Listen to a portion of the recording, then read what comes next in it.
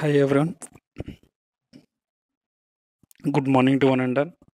This is Pasha, assistant professor in mechanical engineering. Today we will discussing the topic is laying out of a pattern. This is Unit 5. Unit 5 name is Sheet Metal Workshop.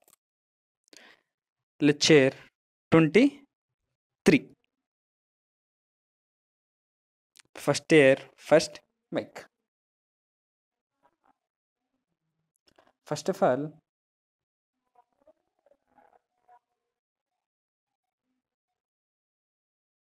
this is the today class syllabus. Today in this class we will discussing the laying out of a pattern and safety precautions in sheet metal work and also laying out of a sheet metal shop. This is a simple topics and easy to gain marks. This is a simple topic. First of all, laying out of a pattern. Laying out of a pattern means the shape of most article are made with a steel metal or a few geometrical forms. All these forms are made from flat sheet. Therefore, the first requirement is developing the line which forms the pattern. Die development or stitch out of a job is called pattern, and developing lines which forms a pattern is layout. It may be drawn on paper first and then transferred in a sheet, or it may laid out directly on sheet metal. What is sheet out A pattern means sheet out A patterns ఏదైనా ఒక sheet మెటల్ని తీసుకొని ఏదైనా ఒక sheet metal యొక్క thickness ఎలా ఉంటుందంటే చాలా తక్కువ, దాని యొక్క థిక్నెస్ అనేది మనకి చాలా తక్కువ ఉంటుంది. ఆ షీట్ మెటల్ని తీసుకొని ఏ ఫామ్స్ చేసుకుంటామంటే జామెట్రికల్ ఫామ్స్ చేసుకోవడానికి ఈ షీట్ మెటల్ అనేది మనకి యూజ్ అవుతుందని చెప్పుకుంటున్నాం. ఏ షేప్స్ జామెట్రికల్ షేప్స్ ఆ జామెట్రికల్ ఫామ్స్. ఆ జామెట్రికల్ ఫామ్స్ ద్వారా మనం ప్యాటర్న్ని ఏ విధంగా డెవలప్ చేస్తాము అనేది మనం ఈ లేయింగ్ అవుట్ ప్యాటర్న్లో చూసుకోవచ్చు. ఏంటి ఆ జామెట్రికల్ ఫామ్స్ ద్వారా ఆ ప్యాటర్న్ని ఎలా డెవలప్ చేయాలి అనేది ఈ మనం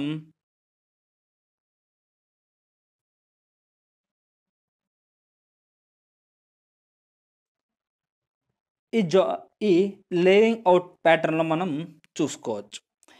ఈ లేయింగ్ అవుట్ ప్యాటర్న్స్ ద్వారా అంటే మీన్స్ ఏంటంటే ఏదైనా మనం ప్యాటర్న్ని చేసేటప్పుడు లేదా ఏదైనా ఒక థిన్ ప్లేట్స్ని తీసుకొని ఏదైనా మనం ఏదైనా షేప్ మనం చేసేటప్పుడు ఇప్పుడు మనకు ఫనెల్స్ ఉంటాయి, వర్క్షాప్లో ఫనెల్స్ స్క్వేర్ బాక్సెస్ ఉంటాయి.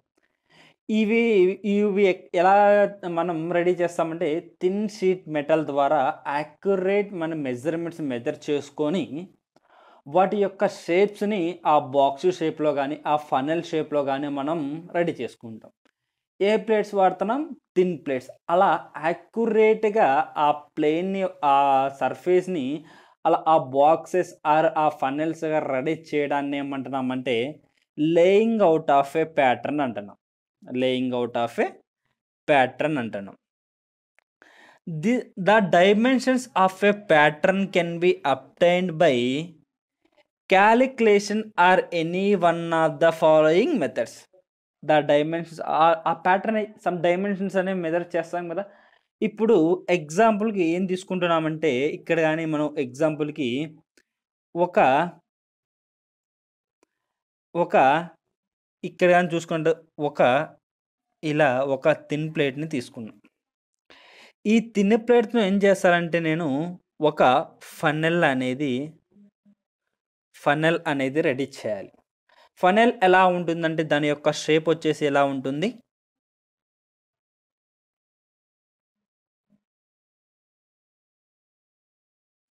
ఇలా ఉంటుంది. ఇలానే కాదు మనకి ఉండేది. ఇలా ఉండేటప్పుడు దాని యొక్క షేప్ ఇలా ఉంటుందా లేదా? ఇది ఏ metal? Thin metal. Thin method.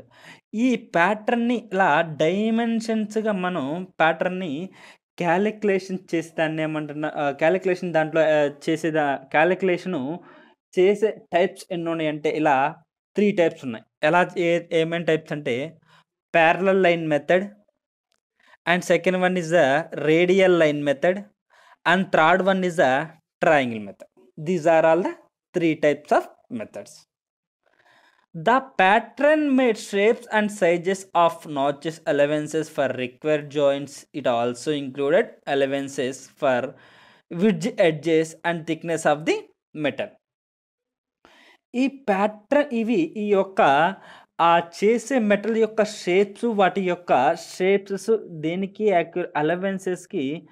Allowances యొక్క నాచ్కి జాయిన్ చేయడానికి ఈ అలవెన్సెస్ అనేది మనం యూజ్ చేస్తాము అని చెప్తాను.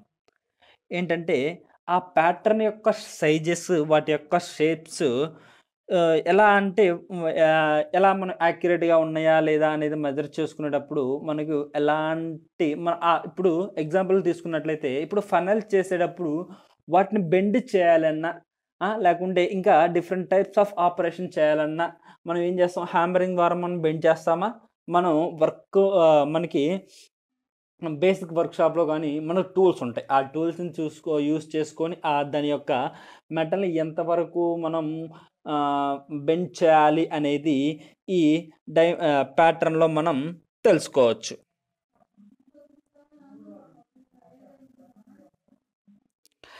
First one, layout of cylinder and prism. Layout of cylinder and prism. This is the layout of the cylinder. First of all, what is the definitions of the cylinder prism? Layout of cylinder prism and other objects which have some cross sectional throughout their lengths can be developed by parallel line method. In this method, which method is used in this diagram? Parallel line method was used in this diagram. Parallel line method, the layout of square prism and cylinder, the length of the rectangle in each case is equal to the circumference of the base. The length of the rectangle is in each case is equal to the circumference of the base అని చెప్పుకున్నాం. ఏంటంటే ఈ cylindrical prism ఎందుకు use చేస్తామంటే చూడండి, ఈ cylindrical prism చూసుకున్నట్లయితే వీటి యొక్క హైట్ ఎంత? 6. అంటే వీటి యొక్క హైట్ వచ్చేసి 6. నెక్స్ట్ చూడండి, ఇక్కడ నుంచి ఇది కనపడుతుందా? దీని యొక్క లెంత్ 2. అంటే వీటి యొక్క లెంత్ వచ్చేసి చూడండి, ఇక్కడ నుంచి వీటి యొక్క లెంత్ వచ్చేసి 2 అండ్ ఇది లెంత్ వచ్చేసి 3. అంటే మనకి ఏదైనా ఒక దాంట్లో ఇలా ఫామ్ చేయాలి. చూడు, ఈ డాటెడ్ లైన్స్ మనకి ఆబ్జెక్ట్ మెర్జ్ చేసిన ఆబ్జెక్ట్. ఈ ఆబ్జెక్ట్ అనేది ఇలా మెర్జ్ చేసామనేది ఇక్కడ సిలిండ్రికల్ ప్రిజంలో మనకి చూపిస్తున్నాం. చూడండి, ఈ సిలిండర్ మనకి డ్రాయింగ్లో కానీ చూసుకున్నట్లయితే ఈ ప్రిజమ్స్ ఎలా గీస్తాము అంటే ఫస్ట్ ఆఫ్ ఆల్ ఏదైనా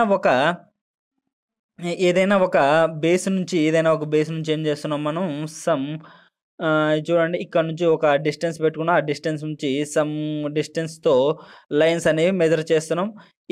ఇవేం చేస్తున్నాం అంటే సమ్ యాంగిల్ అనేది ప్రొవైడ్ చేస్తున్నాం. ఇక్కడ సమ్ యాంగిల్ అనేది మనం ప్రొవైడ్ చేస్తున్నాం. This is some angle. ఈ యాంగిల్ నుంచి ఈ లైన్స్ అనేవి మనం డ్రా చేసుకోవచ్చు. ఇలా లేఅవుట్ ఆఫ్ సిలిండర్ అనేది ఇలా డ్రా చేసుకోవడానికి మనకి యూజ్ అవుతుందని చెప్పుకుంటున్నాం. Next, layout of cone. Layout of cone means layout of cone can be obtained by radial line method. Which method are used in the layout of cone? This is used for method is radial line method. ఏంటో అంటే layout కోన్లో మనం ఏ method use చేస్తామంటే radial line method అనేది మనం use చేస్తాం. The procedure for a layout a pattern for cone is given. A procedure for layout a pattern from pattern for give in is given. First of all draw plane and elevations of a cone did the base circle into the another number of parts.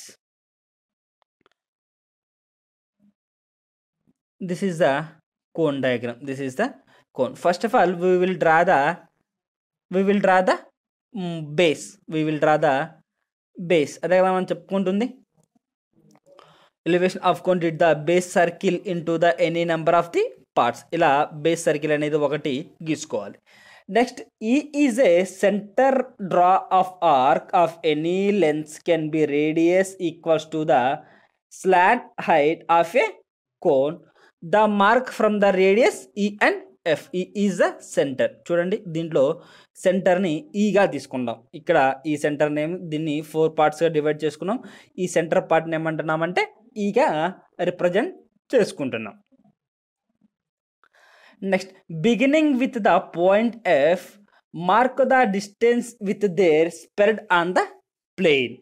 చూడండి ఇప్పుడు ఈ F అనేది ఏమవుతుంది, ఇలా spread అవడానికి మనకి చూడండి ABCD అని ఈ సర్కిల్ని 4 పార్ట్స్గా డివైడ్ చేసాం. మధ్యలో పాయింట్ని ఈగా రిప్రజెంట్ చేసాం. ఈ మిగతా పాయింట్స్ ఇలా పాస్ అవుతున్న పాయింట్స్ని ఏమంటున్నామంటే ఎఫ్గా మనం ఎఫ్ అని అనుకుంటున్నాం. ఈ ప్లేన్స్ వాటి యొక్క డిస్టెన్స్ ఎలా స్ప్రెడ్ అవుతుంది, ప్లేన్ మీద స్ప్రెడ్ అవుతున్నాయా లేదా, ఇలా ప్లెయిన్గా మనకి స్ప్రెడ్ అవుతున్నాయా లేదా, దీన్ని ఏమంటున్నా లేఅవుట్ ఆఫ్ కోన్ అని అంటున్నాం. This will give you length of the centre line you need from the top of the cone of the intersecting point A. Large dia or small dia is 20:8. Large dia is, this is large dia, this is small dia. This is the length is 20, this length is 8. It తీసేస్తే ఎంత వస్తుంది 12. Total diameter is 12. And vertical height x, large dia, vertical height x, where 22 into 20. This is the 22 and 20. This is multiplied by 440. 450 divided by the product of the difference in dia. 450ని ఎన్ని పార్ట్స్గా divide చేయాలంటే 12 పార్ట్స్గా divide చేయాలి. అంటే each line వచ్చేసి ఎంత అంటే మనకి 36.66 and this is the length of the circle. This is each part is 36.66. అంటే మనకి 440 వచ్చింది. 440 ఒక్కొక్కటిని 440ని ఎంత డివైడ్ చేస్తా అంటే 12తో డివైడ్ చేసిన ఎన్ని పార్ట్స్ వస్తుంది 36.6 అనే పార్ట్స్ అనేవి మనకి వస్తాయి. ఇది అదే వచ్చింది 36.66 అనేది మనకి పార్ట్స్ అనేవి మనకి వచ్చాయి. This is the explanation of this diagram. And this is a draw outline of cone and north of the dimensions. This is the first of all we will draw the large diameter and also to draw the small diameters. This is a extend side lines of the established center of the centers. అంటే మనకి upper అంటే మనకి పైన ఏమొచ్చింది అంటే మనకి పైన ఉన్న షేప్స్ మనకి కింద ఇలా రిప్రజెంట్ చేసుకున్నాం. వాటిని ఏమంటున్నాం ఎస్టాబ్లిష్డ్ చేసాం కదా. ఇక్కడ ఏ అయితే షేప్లో ఉందో మనకి కోన్ షేప్ కావాలి కాబట్టి ఈ షేప్లోకి మనం ఎస్టాబ్లిష్ చేసుకున్నాం. And layout of irregular shapes. There are in this sheet metal workshop there are various types of irregular shapes is there. In irregular shapes obtained by a triangular method. The layout of irregular shapes can be obtained by a triangular method. Such shapes can be formed by a straight line, but the lines would not be parallel to the another. అంటే ఒకదానికి ఇంకోటి ప్యారలల్గా ఉండవు. ఇదేంట్లో irregular షేప్స్లో వాటి యొక్క patterns యొక్క shapes అనేవి ఒక లైన్కి మరియు ఇంకొక లైన్కి ప్యారలల్గా ఉండవు. Would they include at the same angles to meet at a common centre. కానీ ఒకే సెంటర్ మనకి యాంగిల్ అనేది ఒకే సెంటర్లో ఉంటుంది, కానీ వాటి యొక్క లైన్స్ మాత్రం మనకి ప్యారలల్గా ఉంటుంది. దాన్ని ఏమంటున్నామంటే irregular shape of layout of irregular shapes అని అంటున్నాం. There are methods consist of three methods is there. First of all, dividing the surface into triangle. This is the చూడండి, దిస్ ఇస్ ద ఇక్కడ కనబడుతుంది, this is surface. There are divide into triangles. ఈ సర్ఫేస్ని ఎలా divide చేయాలంటే ట్రయాంగిల్గా divide చేయాలి. Finding the lens అంటే ఇక్కడ ఎగ్జాంపుల్ చూడండి, ఇలా కనబడుతుంది కదా, ఈ ఒక షీట్ లాగా కనబడుతుందిగా. Find the true length of the each side of triangle. అంటే ఇక్కడ చూడండి, ఏదైనా ఒక ట్రయాంగిల్ నా ఫామ్ చేసా. ఈ ట్రయాంగిల్ ఫామ్ చేసిన తర్వాత ఏం చేయాలంటే వీటి యొక్క length accurate length will be measured on these irregular shapes. And third one is transferring the nature length is sequence to form a pattern. అప్పుడు మనం యాక్యురేట్గా లెంత్స్ అనేవి, అంటే ఇక్కడ నుంచి లెంత్ వచ్చి ఒక 10 సెంటీమీటర్స్, ఇక్కడ నుంచి ఒక 5 సెంటీమీటర్స్, ఒక 5 సెంటీమీటర్స్ అని యాక్యురేట్గా తీసుకున్నప్పుడు మాత్రమే ఆ ప్యాటర్న్ అనేది మనకి ఎలా మూవ్ అవుతుందంటే, ఆ ప్యాటర్న్ యొక్క షేప్ అనేది మనకి ఎలా వస్తుందంటే యాక్యురేట్గా వస్తుంది అని చెప్పుకుంటున్నాం. అదే కదా ఇక్కడ చెప్పుకుంటుంది, మనం యాక్యురేట్గా వస్తుంది అని చెప్పుకుంటున్నాం. సో చూడండి, this is the difference between the regular shapes and irregular shapes. This is the regular shape. Regular shape which how many sides is there? There are 1 2 3 4 5 6 hexagon. This is the hexagon. Hexa means 6 sides is there. Hexagon ఎలా draw చేస్తామంటే first of all మనకి ఒక 3 centimetres example తీసుకుందాం. 3 centimetres ఇచ్చారు. This is the A and B. This angle is 60 degrees. This is the angle is 60 degrees. అంటే ఈ ఎక్కడి నుంచి ఇక్కడికి ఎంత ఉంటుందో మళ్ళీ ఇక్కడ నుంచి ఇక్కడికి ప్యారలల్ లైన్ ఎలా ఉండాలి కదా. నెక్స్ట్ ఇక్కడ నుంచి ఇక్కడికి ఎంత ఉంటుందో ఇక్కడ నుంచి ఇక్కడికి ప్యారలల్ లైన్ అలా ఉండాలి. ఇప్పుడు ఈ రెండింటిని మనం ఇలా మెర్జ్ చేస్తే there will be formed has a hexagon. Hexagons which sides is how many sides are there? There are 6 sides is there. There are 1 2 3 4 5 6. These are all the 6 sides. And next one is the triangle. Triangle, how many sides is there? There are 3 sides. This is the 1 2 3. This length is example మనం తీసుకున్నట్లయితే this length is 3 centimeters. And also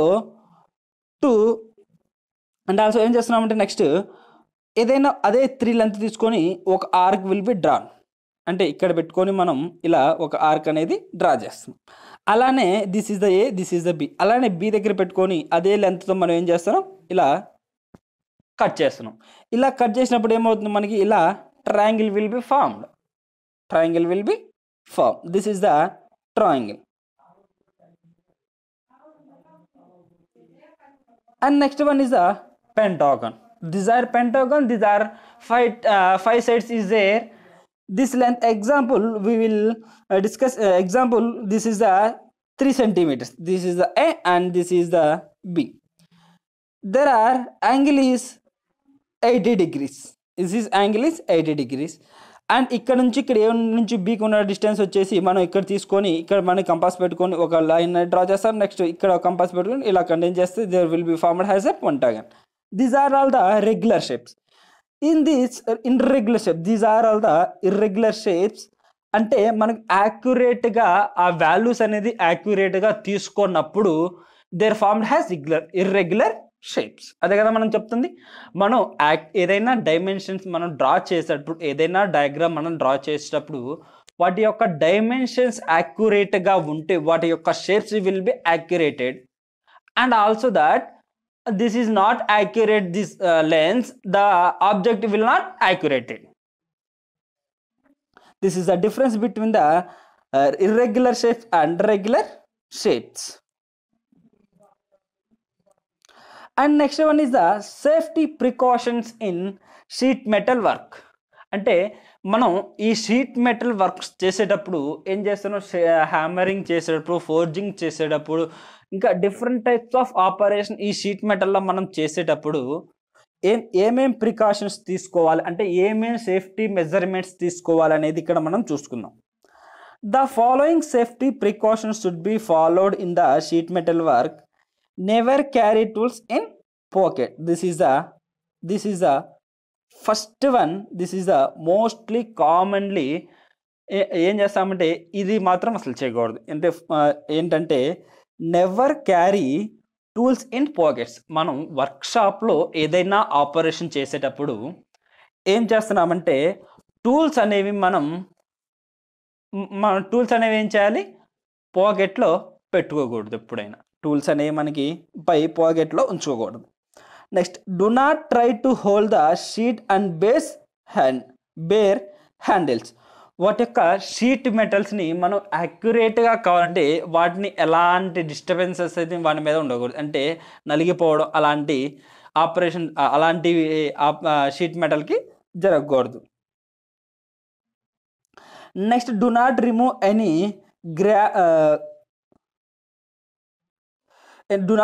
remove guards and sequence shear. అంటే ఎలాంటి types of measurements అనేది దానికి యాక్యురేట్గా చేయకూడదు. Next, care should be excused when working on squaring shears. Be sure that the fingers are away from the seizing handles. అంటే ఏదైనా మనం operation చేసేటప్పుడు మన యొక్క హ్యాండ్స్, మన యొక్క లెగ్స్ కానీ సేఫ్టీ వాల్స్ అనేవి ప్రికాషన్స్ అనేవి మెయింటైన్ చేయాలి, అంటే షూస్ అనేవి మెయింటైన్ చేయాలి అని చెప్పుకుంటున్నాం. Never use a shoulder iron with a loose blades. అంటే ఏదైనా మనం ఆపరేషన్ చేసేటప్పుడు వాటి యొక్క బ్లేడ్స్ ఎలా ఉండకూడదు అని చెప్తున్నాం.